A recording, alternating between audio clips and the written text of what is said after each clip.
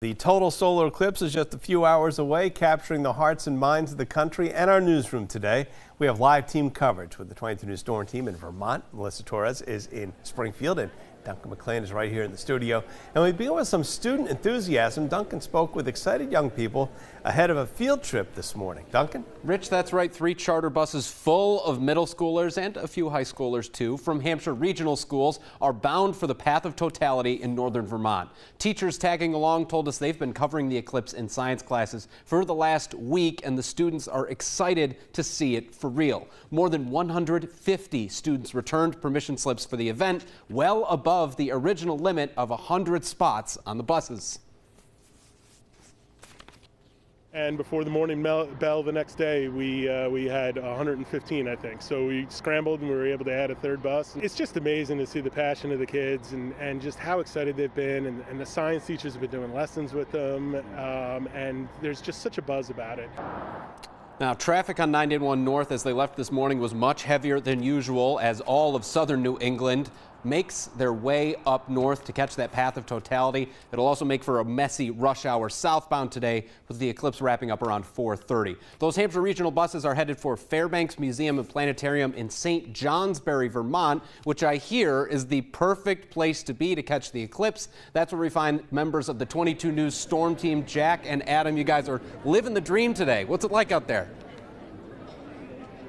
We really are, Duncan. No question about it. I'm here alongside Jack Wu with the 22 News Storm team, and the excitement is definitely building here in St. Johnsbury, Vermont. We got here around 10 o'clock this morning, and the crowd continues to grow, and we're just actually seeing quite a few people actually from our local area, Jack. I know. We got tons of people from Westfield, East Hampton, also Wilbraham, and these people have been setting up all day. You can see on the street now, this is light in comparison to what we're expecting later in the day, and this is the museum, the planetarium actually, that people were looking to see a show at. Lines around the corner this morning. Things have calmed down since then, but we're expecting way more people to start showing up. Again, we got here at around 10 o'clock in the morning, and it was much lighter just in the past couple hours. That's right. In fact, they closed the road down, and you can see a lot of people here in front of the Fairbanks Museum here in St. Johnsbury. The planetarium and museum, again, as you mentioned, having special programming. Of course, a lot of people are set up here on the lawn behind us. You can see all these people, a lot of telescopes, cameras,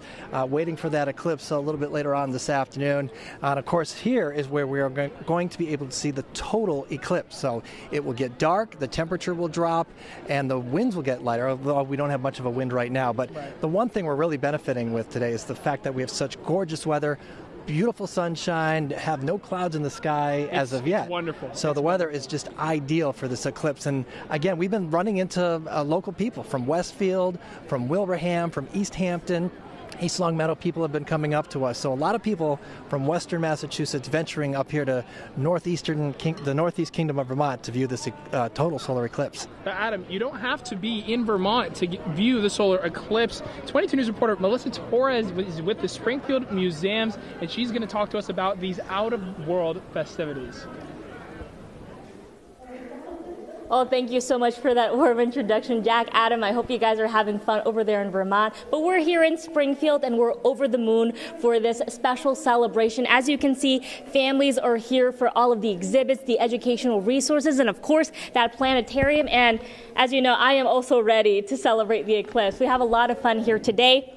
In Springfield, the eclipse begins at 2:13 p.m. and ends at 4:37 p.m. And throughout the whole day today, the museum will offer a variety of activities to celebrate and educate, starting with their Eclipse Planetarium show that will guide visitors on what they can expect from the eclipse and learn how the Earth, Sun, and Moon interact to form this spectacular sight.